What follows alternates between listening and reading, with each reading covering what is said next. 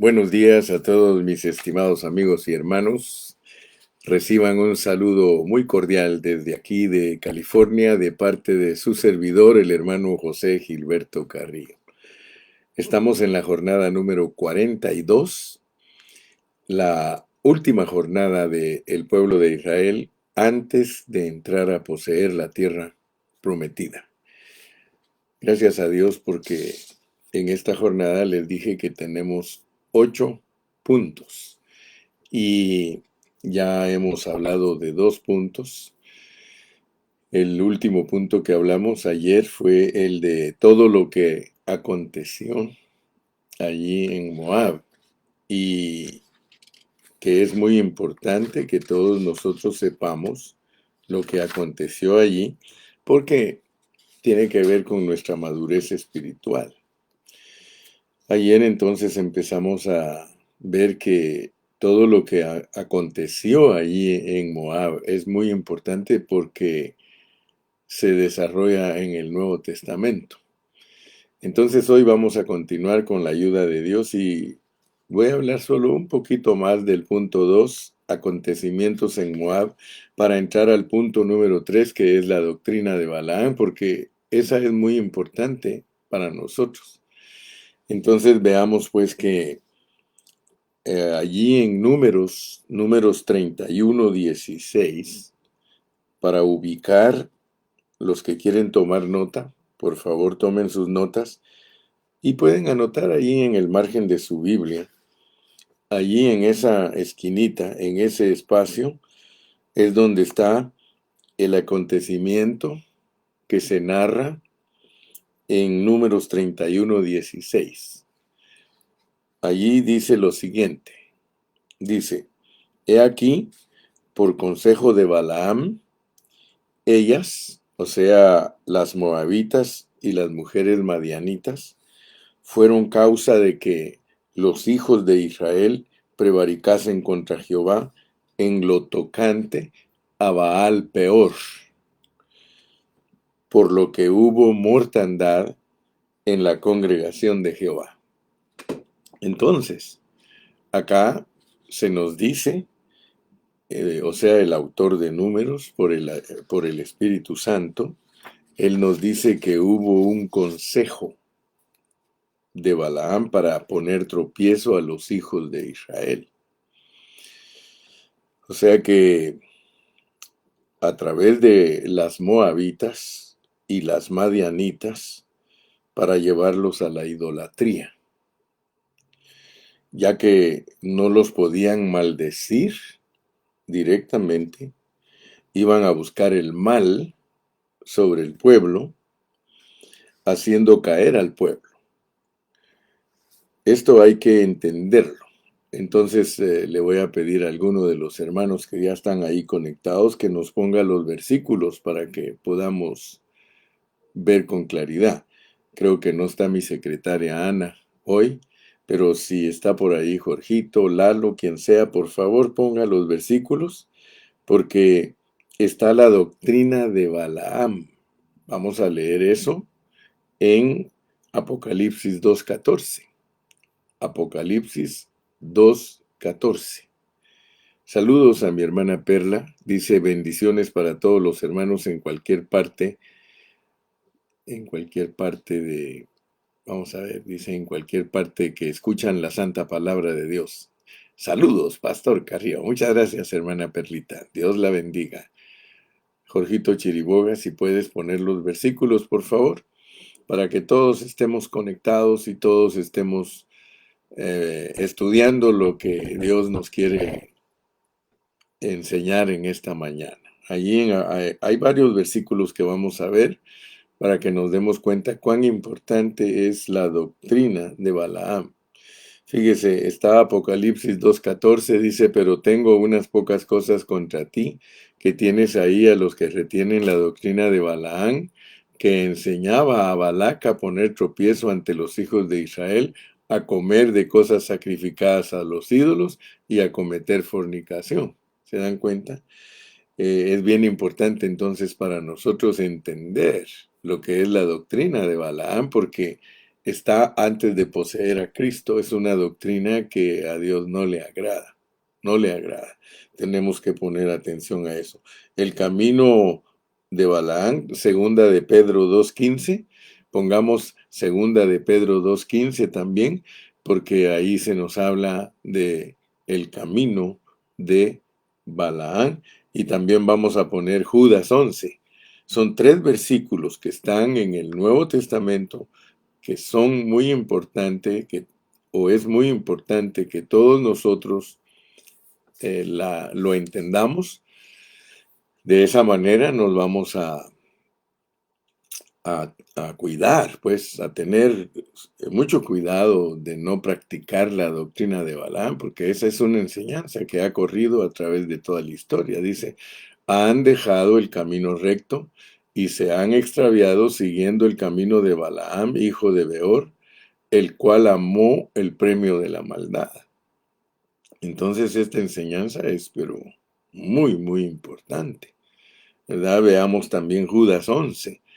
Judas solo tiene un capítulo y por eso nos pone el versículo 11. Yo creo que cada uno de nosotros que estamos poniendo atención a estas enseñanzas, estamos captando la esencia de lo que Dios nos quiere revelar. Dice, hay de ellos porque han seguido el camino de Caín, ¿sí? Han seguido el camino de Caín, hermano, eso es tremendo. Imagínense que es el camino de Caín y se lanzaron por lucro en el error de Balaán y perecieron en la contradicción de Coré.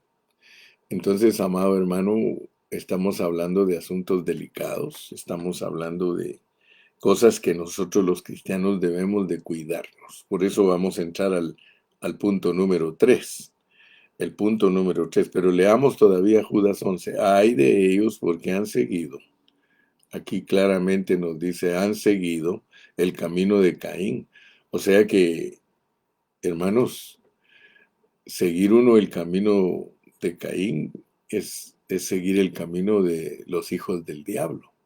O sea que uno puede, sin darse cuenta, estar siguiendo el camino del diablo. ¿Se acuerdan ustedes que Pedro quiso evitar el sufrimiento de Cristo y Cristo le dijo, apártate de mí, Satanás?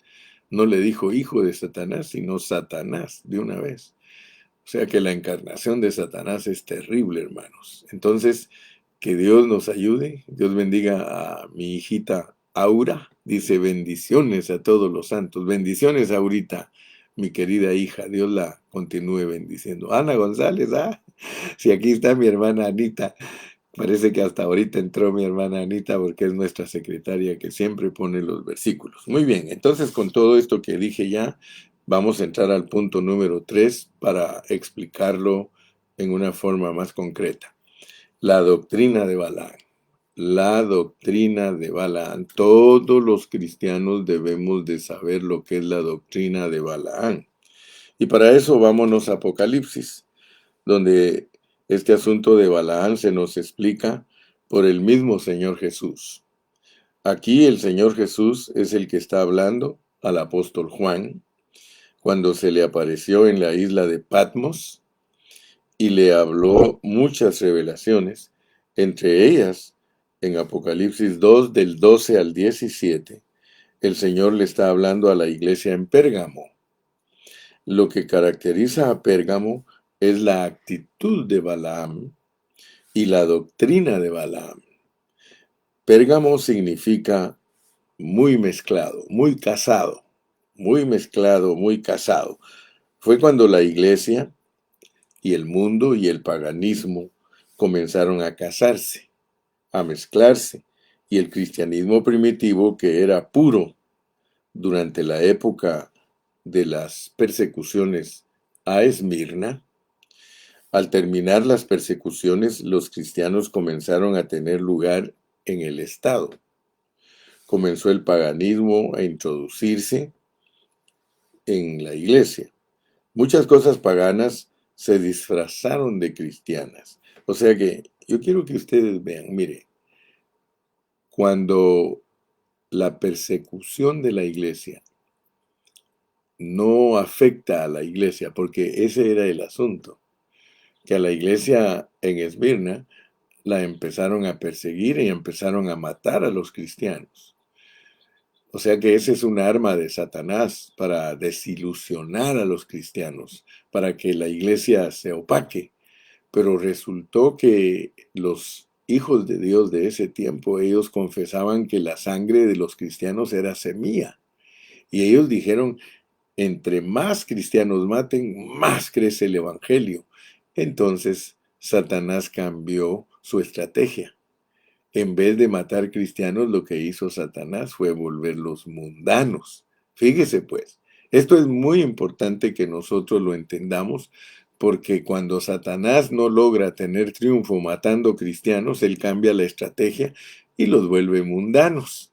Entonces la iglesia de todas maneras es afectada. Fíjense que muchas cosas paganas se disfrazaron de cristianas y a los cristianos se les dieron lugares en el imperio y comenzó a haber una mezcla. Y esa mezcla está representada por esa palabra Pérgamo, de per, hyper o super, que quiere decir muy, muy gamo, ¿sí? Muy casado, de donde viene la poligamía, monogamía, o sea que Pérgamo, mucha mezcolanza, esa situación de mezcla de la iglesia con el mundo, o sea, estar el pueblo no solo en las cosas de Dios, sino también en el mundo. Eso es lo que representa la palabra Pérgamo. Y el mensaje a la iglesia en Pérgamo contiene una advertencia acerca de lo que aconteció con Balaam.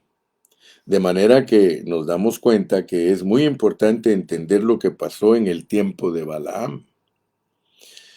Para entender los peligros que se darían con la iglesia en cualquier momento que esté muy exitosa en el mundo, yo les voy a leer desde el principio. Mire el versículo 12. Escribe al ángel de la iglesia en Pérgamo. ¿Cómo le habla el Señor a la iglesia en Pérgamo? El que tiene la espada de dos filos. Dice esto. O sea que a la iglesia en Esmirna, esa iglesia que estaba en persecución, él no se le presentó como el que tiene la espada aguda, porque ellos estaban en persecución. Él se le presentó como el que estuvo muerto, mas que ahora está vivo, porque así era que le daba el ánimo a los que estaban en persecución. Él les dice el que estuvo muerto. O sea que él les está diciendo a los hermanos de Esmirna, yo también estuve muerto, mas he aquí que vivo. Por eso yo te digo, sé fiel tú también hasta la muerte y yo te voy a dar la corona de la vida.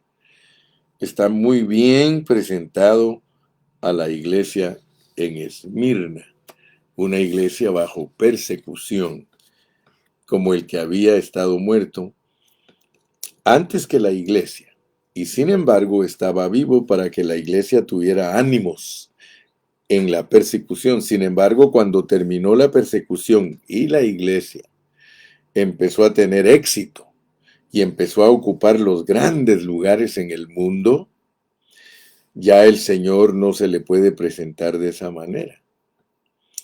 Él tiene que mostrar otra cara, otro aspecto de su personalidad. Entonces se presenta como el que tiene la espada de dos filos. Fíjense, hermanos, que nosotros en nuestro hombre natural siempre queremos que la iglesia crezca. Dios, sin embargo, cuando crece la iglesia, la poda, la abona, la recorta. Yo nunca he creído en ser un pastor de una mega iglesia. Por eso, si ustedes se dan cuenta, no me gusta hacer propaganda, sino que yo dejo que el Espíritu Santo sea el que da el crecimiento en la iglesia. Sin embargo, nosotros tenemos una mente natural muy torcida. Porque cuando alguien va a abrir una iglesia, lo primero que quiere es que su iglesia le crezca. O sea que la mentalidad de nosotros, los siervos de Dios, que es tan natural, es vamos a abrir una obra y que crezca. Es más, algunos hermanos hasta se sienten tristes y dicen, ¿qué será que mi iglesia no crece? Hermanos amados, nosotros somos los de la manada pequeña. Yo creo que entre más pequeña es una iglesia, más pura puede guardarse para el Señor. Pero entre más crece, más impura se vuelve. Entonces tengamos cuidado, pues, porque Dios nos amonesta y nos da todas estas enseñanzas. ¿Verdad? La espada es para separar lo que es del espíritu y lo que es del alma. Lo que es del espíritu y lo que es de la carne, lo que es del cielo y lo que es de la tierra, lo que es de arriba, lo que es de abajo. ¿Por qué?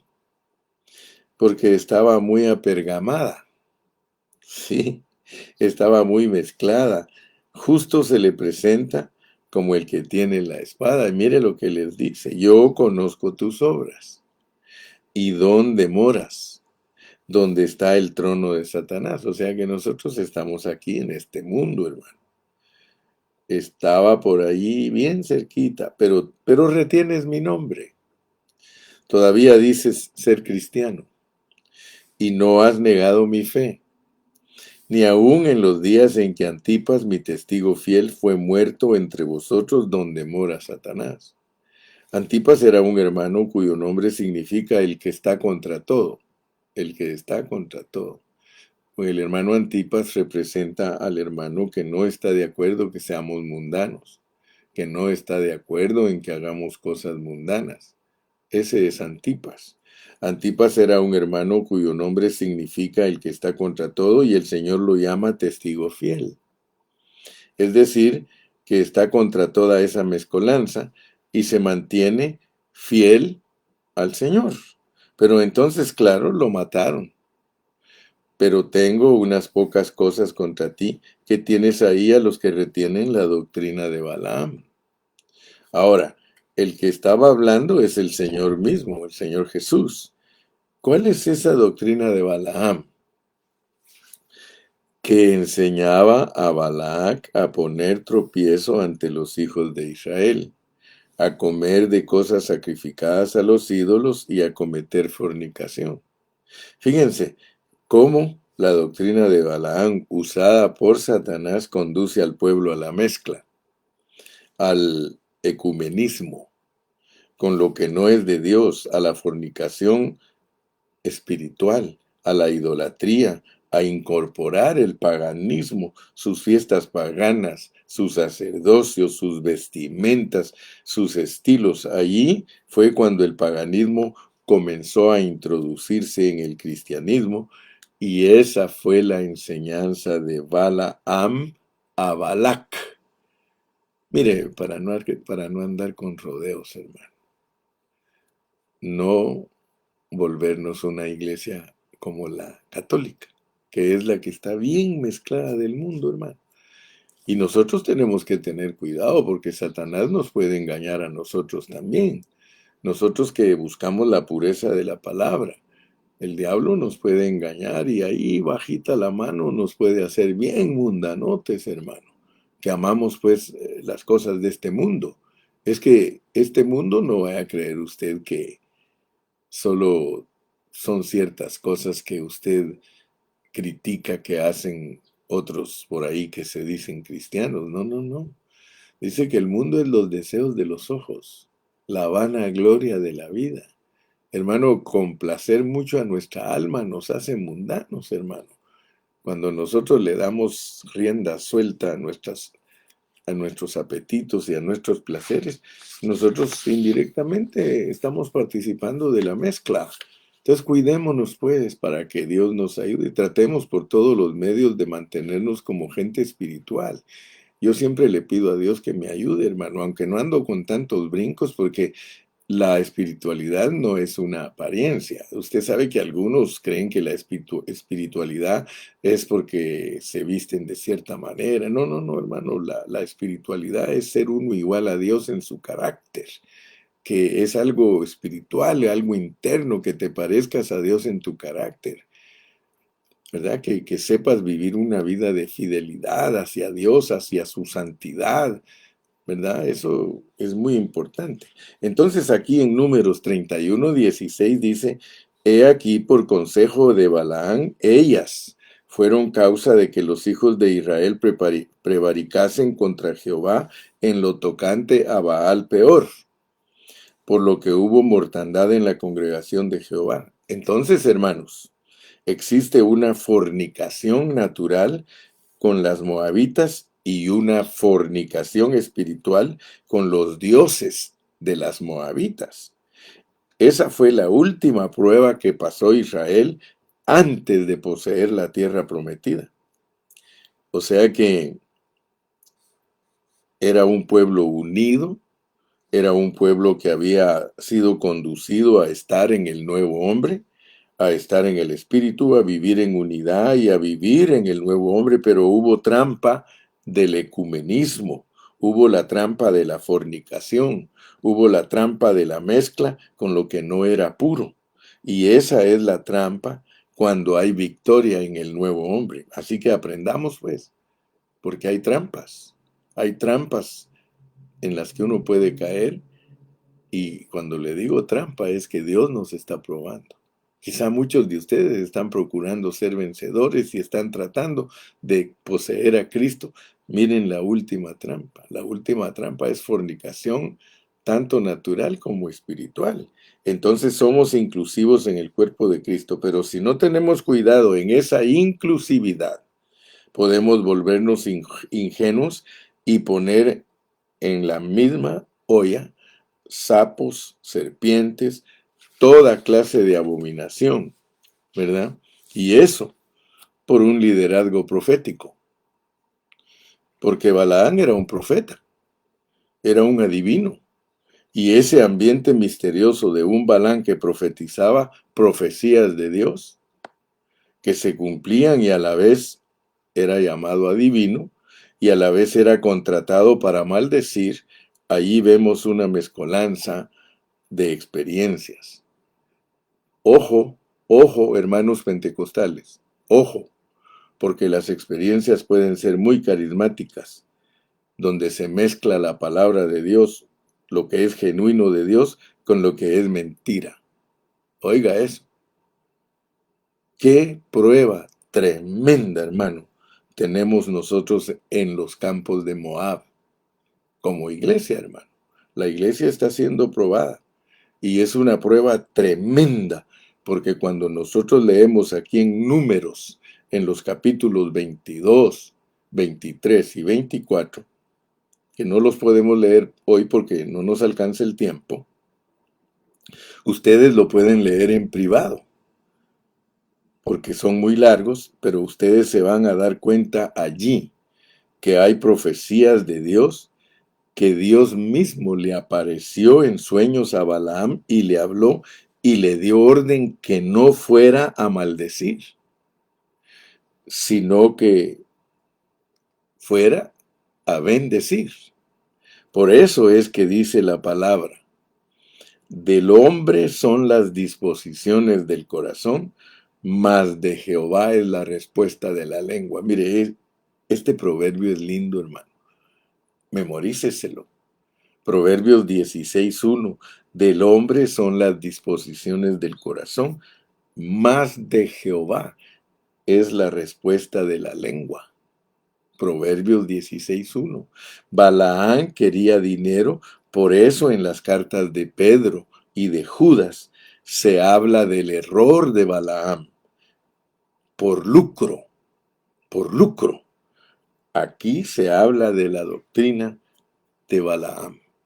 Entonces, es muy importante que todos nosotros, los cristianos, especialmente los que somos siervos de Dios. Hermano, no es ni un pecado que a ti te den ofrendas.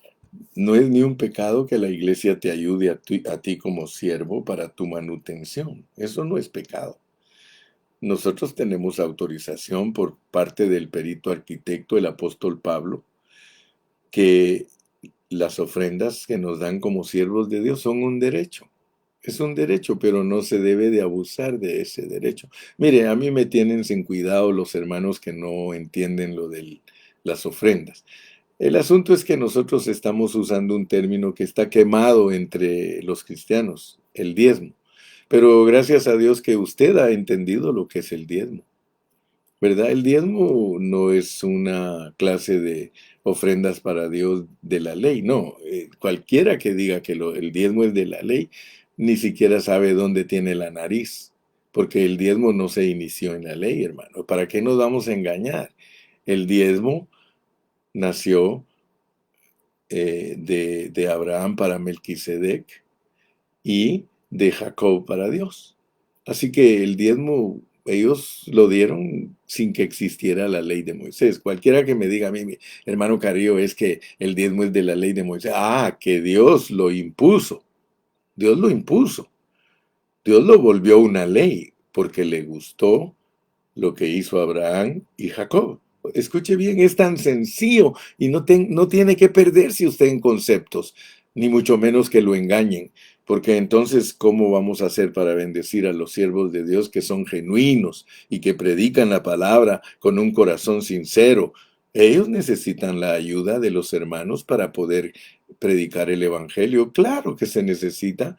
Los pasajes de avión no son regalados, la gasolina del carro del pastor no es regalada, la renta de la casa del pastor no es regalada, y Pablo dice, el que predica el evangelio, que viva del evangelio. Pero si alguien no entiende cómo lo instituyó Dios el diezmo, entonces se va a estar en contra y va a estar en contra de los pastores que son genuinos y va a estar en contra. Yo no estoy diciendo que no hay pastores falsos, claro que hay, y son los que siguieron el camino de Balaán, o sea, el que busca el lucro.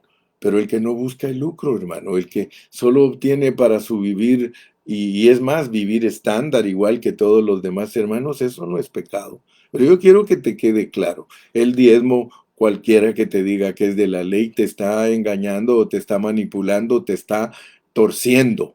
El diezmo nació antes que fuera la ley, lo lees en la Biblia.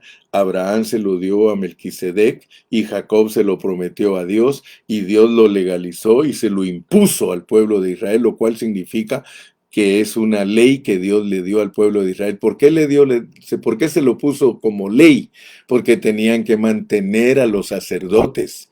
Sí, tenían que mantener a los sacerdotes que ministraban la casa de Dios, el tabernáculo y el templo. Por eso lo impuso. Ya en el Nuevo Testamento, Él no lo impone. Él ya en el Nuevo Testamento no nos impone el diezmo, pero olvídese, si el diezmo es apenas una cantidad mínima que un cristiano puede regalar en la obra, es mínimo, es un 10%, es mínimo si el Estado te quita el 18% por vivir aquí en Estados Unidos. Sí, entonces, eh, por eso los mormones, y algunos los critican porque los mormones, ellos sí tienen el diezmo como ley, ellos lo tienen aplicado como la ley de Moisés. Es obligatorio darlo. Nosotros los cristianos no. El que quiere da y el que no quiere no da. Es más, la iglesia cristiana sufre de tantas cosas que no tiene y a veces ni alcanza para los programas. Pero gloria a Dios por aquellos que han entendido. En el Nuevo Testamento se da por gracia. A mí me gusta diezmar. Si el diezmo es un mínimo, yo me gasto cantidades de dinero yendo a restaurantes, yendo a pasear y todo, ¿cómo no le voy a dar a la obra un 10% de lo que Dios me da? Si solo son 10 centavos por cada dólar, 10 centavos, hermano, una décima parte es lo que nosotros regalamos para la obra. Así que a aquel que le estorban esas cosas, cuidado porque puede tener obstáculos para la obra de Dios, ¿verdad? La ofrenda, yo no creo que Dios estaba en contra de Balaán que recibiera ofrendas, no. Es más, Balaán le gustaban las ofrendas. Lo que Dios estaba contra él era que maldijera al pueblo, que maldijera. ¿Por qué? Porque él se prestó para que el pueblo se volviera fornicario, para que el pueblo se apartara de la pureza de los caminos de Dios. Por eso pusimos de ejemplo la iglesia de Pérgamo, porque ahí en Pérgamo es donde, donde Dios se queja y donde Dios dice que está contra los que tienen la doctrina de Balaán, sacar lucro. O sea, yo por eso te dije que cuando una iglesia empieza a crecer, porque esto tiene que ver con liderazgo profético. Y muchos hermanos reclaman que son profetas, pero usted los va a ver, siempre están tras el dinero. Casi todos los hermanos que reclaman ser profetas de Dios están por el dinero, hermano. Por eso tengamos cuidado. A mí por eso me gusta más decir que soy un cristiano. Yo soy un cristiano, soy una voz que clama en el desierto. Yo no quiero decir yo no quiero que me digan ni apóstol, ni profeta, ni evangelista. A veces no me gusta ni que me digan pastor, hermano Carrillo, hermano Carrillo. Y gracias a Dios le doy por eso, hermano. Entonces yo le pido a Dios que se te grabe Proverbios 16:1. Del hombre son las disposiciones del corazón, mas de Jehová es la respuesta de la lengua. Que Dios hable a través de nosotros. Y gracias a Dios, hermano, que Dios protegió a Balaam porque siempre lo puso a que bendijera. Él quería maldecir, Dios lo hacía que su lengua profiriera bendición. Muy bien, entonces voy a avanzar con otro punto. Vamos a entrar al cuarto punto y quizá esta palabra nunca la habías oído. Ya sabes que de vez en cuando te voy enseñando palabras nuevas. Y aquí hay una palabra que vas a aprender hoy. Sincretismo en la iglesia. Sincretismo. Ve al Google y busca qué es sincretismo, porque quiero hablar de eso. Sincretismo en la iglesia. Claro, cuando las personas están interesadas en dinero y en esas posiciones altas de la mezcla del mundo, cuando la iglesia empezó a tener poder con el mundo. Fíjate que a mí me llama la atención mucho esa secta de la luz del mundo, porque esa secta de la luz del mundo, entre ellos hay muchos políticos de México, hay muchos hombres de gobierno, y por eso hasta le han encubierto las faltas a los líderes, le han encubierto las faltas a los líderes. Esa es una iglesia que aparenta ser espiritual, pero es una iglesia súper mundana que se aprovecha de los hombres y mujeres débiles de entendimiento y les quitan el dinero a ellos para hacer sus fechorías. Eso es seguir el camino de Balaán, hermano.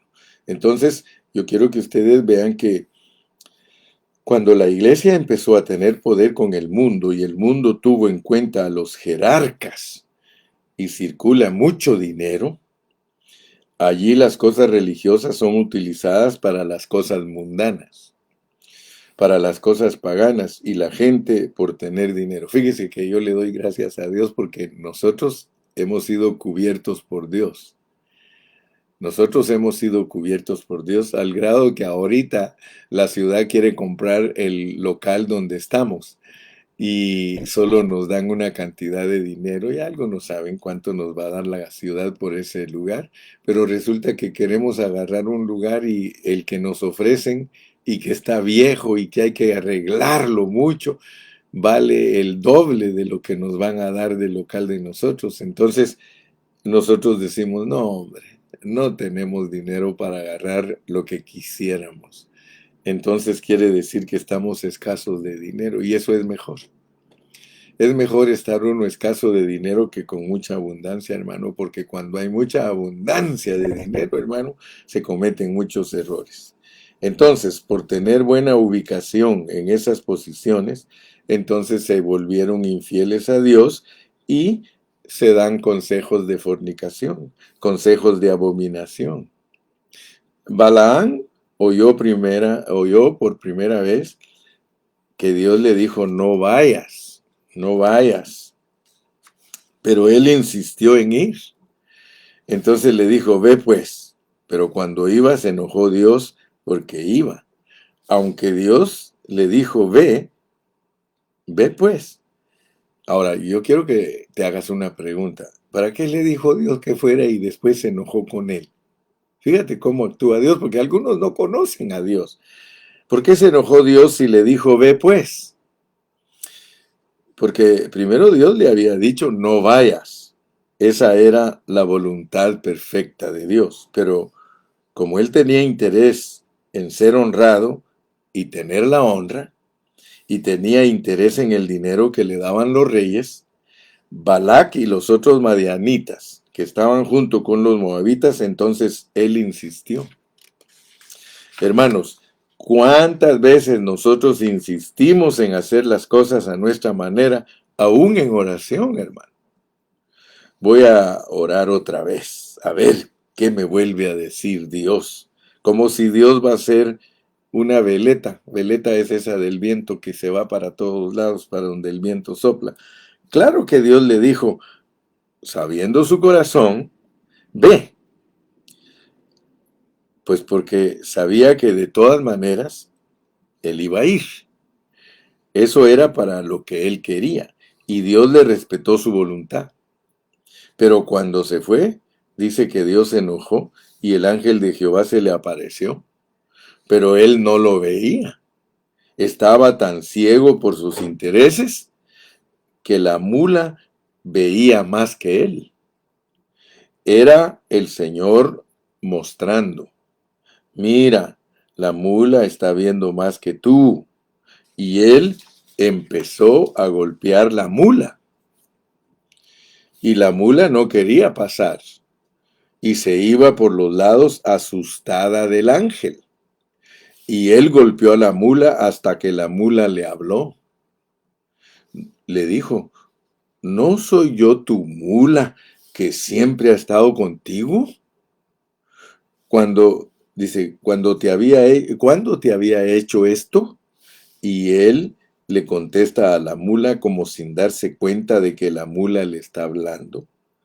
Hasta que cae en cuenta, y cuando cae en cuenta es cuando Dios le abre los ojos y le dice, mira, si la mula hubiera pasado, te hubiera matado a ti y hubiera dejado a la mula viva, y allí fue cuando dijo, no, entonces yo me devuelvo.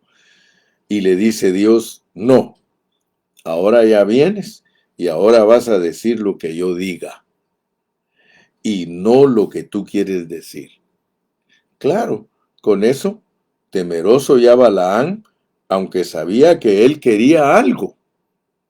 De todas maneras dijo, bueno, ya me metí en este lío, ahora voy a tener que hacer de tripas corazón y poner cara de hierro, y ahí fue que le tocó bendecir, cuando fue llamado a maldecir, y entonces no le dieron dinero. Aquí en los capítulos 24 y 25 de Números no se cuenta, pero en el 31 lo cuenta, y el Señor estaba presente. En Apocalipsis cuenta más detalles.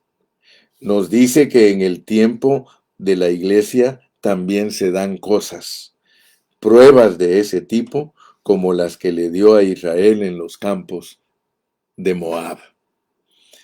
Todo esto está en los capítulos 22, 23, 24 y 25. En el 25 es cuando empiezan ellos a fornicar. Versículo 1.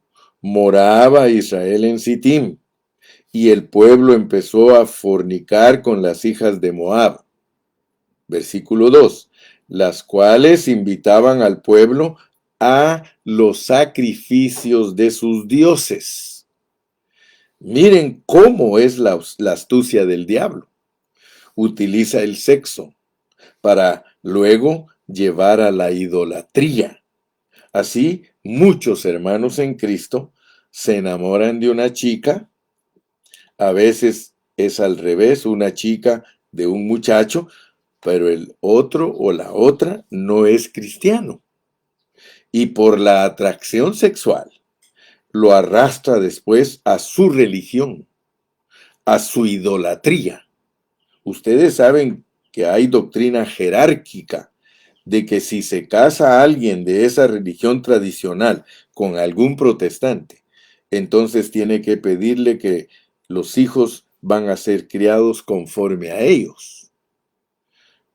¿Se han dado cuenta? Es decir, no le dice que no se case, pero si se casa, compromete a los hijos. Eso es bastante delicado. Hermano, hay cuantos papás que no han hecho caso. Se los digo y no se los digo con cólera, sino que se los digo con tristeza. Yo he pastoreado durante 43 años y todos los papás que no me han hecho caso de la palabra, porque no soy yo, sino la palabra que yo predico, y no me han hecho caso de cuidar que sus hijos no sean novios y novias de muchachos que son de otra religión o de otra creencia, hermano, sus hijos son los que sufren porque ahora tienen hijos que ni chicha ni limonada. Ahora sus hijos se van a criar porque como ellos pelean, pues si no van a mi iglesia, tampoco van a ir a la tuya. ¿Y qué sucede al final? Esas pobres criaturas se van criando sin temor de Dios, sin dirección, y segurísimo que esas criaturas van a sufrir las consecuencias de los padres complacientes que nunca ayudaron a sus hijos a entender lo que es seguir a Balac. A raíz de los acontecimientos del capítulo 25, cayeron 23,000, como dice en el versículo 9, y murieron de aquella mortandad 24,000, hermano. Esto es muy importante, muy importante. Hermanos, nosotros tenemos que poner atención a nuestra vida cristiana, hombre. Tenemos que ser personas, hermano, que estamos en negocios con Dios, serios en lo que estamos haciendo, hermano. Yo le doy gracias a Dios que a mí de lo único que me critican es que el hermano Carrillo toma en serio las cosas, dice. Serios, hermano. Usted sea serio con sus hijos, porque los que van a pagar el pato son sus nietos, ellos no van a tener dirección divina cuando se casan en yugo desigual, hermano. Qué vergüenza, dice alguien que está comentando, qué vergüenza que hemos dejado que nuestros hijos se vayan con los paganos, se vayan con los inmundos, los no cristianos, hermano. Ay, pero como es un muchacho simpático, vamos a dejar. Mire, hermano, tengan cuidado, hermano. Algún muchacho se te acerca a ti, muchacha, que busque a Dios, que se entregue a Dios, que viva para Dios, hermano. De lo contrario, no aceptes, hermano. Aquí está uno que no lo dejaron. Yo soy uno, hermano, que si mi mamá no hubiera sido dura y terca conmigo, yo me hubiera casado con una mujer que no es cristiana, pero le doy gracias a Dios que me casé con la hermana Carrillo, porque mi madre se opuso a mis noviazgos con mujeres que no eran cristianas. Y hoy le doy gracias a Dios y vivo feliz, hermano. Yo no pudiera ser un siervo de Dios si me hubiera casado con una pagana, ya me hubiera muerto, allí me hubiera quedado postrado en el desierto, pero le doy gracias a Dios, hermano. Ay, ay, ay, Lalito, dale gracias a Dios que Dios te dio a Alejandra para que juntitos trabajen en la obra de Dios. ¡Qué bendición, hermano! Tenemos testimonios lindos, hermano, testimonios lindos. Mire a mi hermano Israel Reyes sirviendo a Dios con su ofelita ahí siempre al lado, hermano. Qué lindo, hermano, nosotros los siervos. Mire a Agustín, qué alegre ahí Agustín sirviendo a Dios con la aurorita ahí al lado, hermano. Mire a Jorgito Rojas, qué contento sirviendo a Dios allá al ladito de la Leti. Uy, aleluya.